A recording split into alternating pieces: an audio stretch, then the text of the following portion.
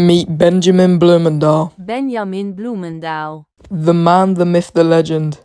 A highlight on the word myth. I really do feel like this guy is the most underrated coaster designer because I barely see any enthusiasts talk about him apart from the ones that are really involved with Vekoma. If you don't know who he is, he's Vekoma's version of John Burton or John Wardley, except the title they give him at that company is Senior Track Concept Designer.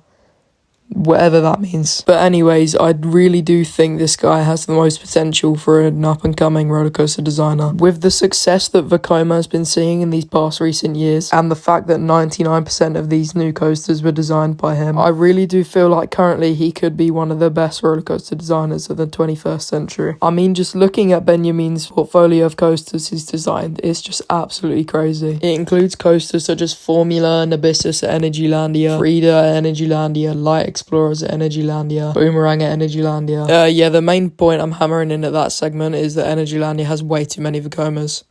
And I'm not complaining. But the real highlights of his portfolio obviously includes Abyssus of Formula, Fly at Phantasialand, 99% of the Boomerangs and suspended family coasters, both of the currently operating suspended thrill coasters, and so many more. I mean, this guy has designed over 50 roller coasters, and personally, I don't think any of these are amiss, especially with the fact that new gen Vekoma are starting to hit the worldwide market with absolutely beautiful parks such as Dollywood and Phantasialand, and even Legendia, a tiny but absolutely beautiful park in Poland. On the topic of Legendia, Let Coaster was really the coaster that flipped Vekoma. They went from having a reputation of absolutely horrifically rough coasters to butter smooth ones with insane layouts and very forceful elements. I blacked out on Let Coaster 3 times, but my main point is new gen Vekoma have a lot of variation in their portfolio, and most of this comes from Benjamin Bloemendaal. And whilst I get that most coaster designers can do this, but it's just the way he can pick up any plot of land and smack a new gen Vekoma there. They have a model for about every target audience and space. It does feel like nowadays most parks have a space in their lineup for any new gen Vekoma, unless they haven't already got one or got a similar model from a different manufacturer, which oftentimes isn't the case because Vekoma is mostly the cheapest manufacturer in the market right now. But not to deviate from the main point of this video, Benjamin Bloemendaal.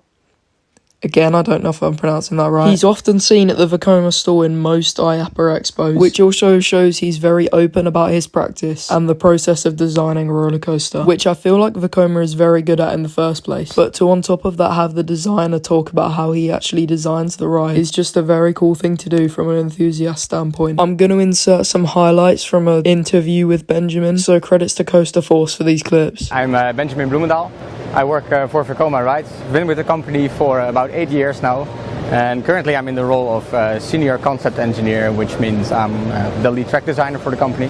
I started off my first year in the R&D department, and then I moved on into concept. And yeah, a lot has changed over the last couple of years. I think actually this goes a little bit further maybe than the time I've spent with Vekoma. I've been there for 8 years, like I said, but changes have been gradually made even before that time. But yeah, in the last 5 or 6 years, when you've been seeing those new models come out, it's truly a new Vekoma. And it's not just track design, it's down to all the disciplines that we have, vehicle design and interface and the systems and everything. And then on the other end of the spectrum, we have the Circuit Breaker, which is the all-new tilt coaster, and this could be the first tilt coaster coming to America. Talk about the design of this ride a little bit. What should we expect out of Circuit Breaker? So, like you said, Circuit Breaker is exactly on the other side of the spectrum. So that's high thrill, of course, with the seesaw, the tilt element.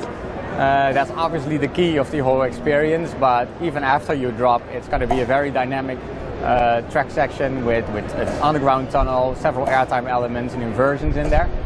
And what it actually is our first next generation tilt coaster. So like for you guys, it's coming stateside. You might know that years ago we built our very first tilt coaster over in Taiwan, and ever since demand has always been there. We had been focusing on other types of attractions, other parts of our portfolio though, but now we felt the time is right to refocus on this high thrill segment with our latest generation of vehicles as well. So we took that original concept, redeveloped the idea with that new vehicle, and basically updated and upgraded the whole ride system.